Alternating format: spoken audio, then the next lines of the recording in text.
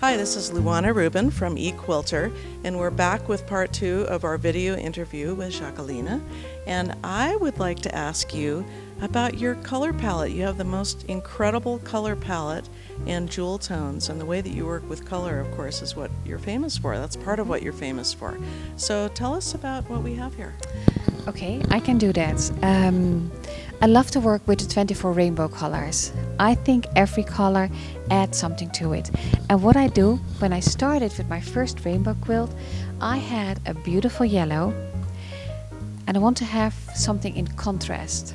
So what I did, I take a beautiful blue, and you can see they really stand out. And then you take your next color and a lighter blue. And that's how you build up your color palettes. And it makes it so nice because every color has to be in contrast with another. You can make can buy the most beautiful fabrics, but if your fabrics are not in contrast with the other one, it doesn't stand out. I know that when I was starting with this, I was so familiar, and then I received the first box with my own designed fabrics with prints, and I was lost because the prints were wild and the colors didn't match, and I really was struggling with my fabric palette, so I really had to rethink.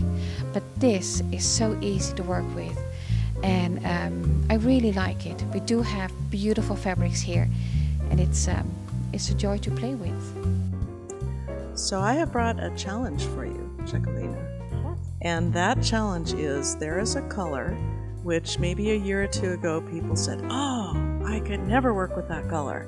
And now people are looking at that color and saying, "Ooh, that's very interesting." It's almost becoming like a new neutral. And I would like to see how you would use that color and how you would match colors with it. So here is the color. It's kind of a yellow-green, right? It's not exactly what you have in your palette, and I'd like to know, how would you work with that? What colors would you use? Are you up for the challenge? I'm definitely up for the challenge. Wait. Yeah, I'm definitely up for the challenge. I'm thinking about the color. How do you call this color? You know, some people might call this avocado green or pickle green. I happen to like that one because it sounds funny. Frog green, but it's really a yellow green, right? I think it is a yellow green. I love it. I think it match with that's a hard challenge. Yeah. I think it match with a lot of fabrics. Can you see that I pat the fabrics just to get the feeling of the color? I cannot explain it, but I will feel it, and then I know what I will do. I do have a beautiful sunflower. I would go, when I have a color like this, I would add a print to it. I think that is something I would do. I think that stands out. It adds something to this one, and the pickle dish color will add something to this color. So I think this blends in for me. If I select another color, I like to do it more traditional. And I know I have a color on my table that I think that is more into the mossy greens. I would go for this. So if I look at it, it is more classical. It is not contemporary. But again, you can use your stripe. So that makes it already stands out. But I think this is a beautiful, safe combination. What do you think of this? What do you think? I think that maybe what I would say would be a more conservative combination. So now show us something that's a little wild. What do I do to make it a little bit wild? So this is the contemporary, the classical, the conservative. I think I would go for this. And now you can see there are different colors are standing out. Can you see this? Because when I open my piece, you can see there are more different colors. If you look at this, for example, can you see the difference? And again, with your stripe, do you know that Anthology Fabrics has 11 different stripes? So we have this one. let's say the purple. I think this makes it more contemporary. With a purple stripe and a touch of black and a touch of white.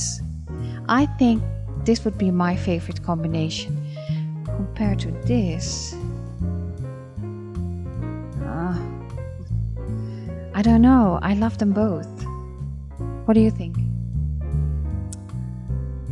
I really love the wild air combination. This actually is a similarly trending color. They're both very forward colors. So this is more my taste. This is what you prefer? You have always a color that will match and you can go from there. Yeah, I think... Oh yeah, I like that too.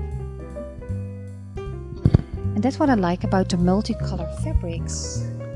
Is there a bluish tone? So don't focus on the sunflower print, focus on the multicolor.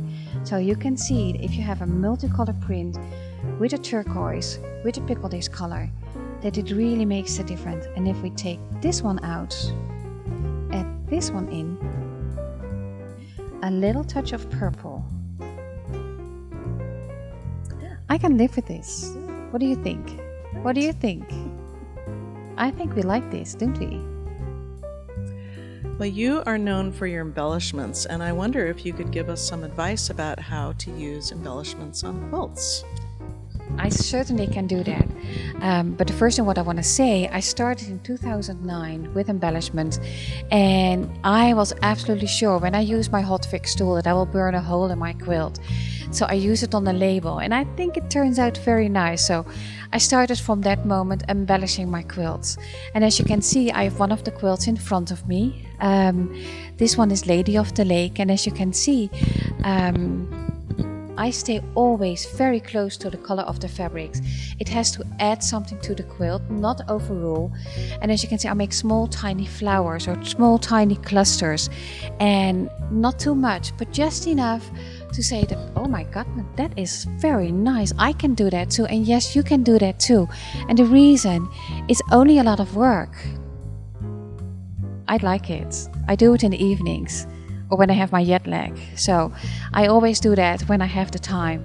And if you look at them, you can see the beautiful blues and the greens. It really adds something to the quilt. I use a tool, it is a hot fix tool, and the crystal has a flat surface with a little tip of glue. And when you place the crystal on the right spot, you put your tool on top of it, and the heat let the glue melt, so it stays on the quilt. You can wash your quilts. I don't recommend it, but they really stay on top of it. But every crystal requires between 8 and 10 seconds. So it is time consuming, but the final result is really something that adds, I think personally, to your quilts. So that's why I do it. That's why I stand out with my quilts. Wow, this is a really different kind of embellishment and color story. Yes, you are absolutely right. So this is Florabella, and compared to Lady of the Lake, you can see that this one is not as dominant, so the crystal stands out a little bit more, especially because they are in the white. But instead of stay with one color, I use 3 colors. I use a pink, an orange and a red. It's not a big difference, but it adds something to it. The reason that I didn't do anything here in the center, the quilt already is dominant for herself, and I don't want to have a lot of movement here. This is what takes the quilt. But can you imagine if you make Florabella with blue and gold, with beautiful autumn colors, or well, name the combination that you need in lavender colors. Every quilt will be beautiful when you use your own color choices. This is one of the more easier patterns in my line, and I think it's just great to make it.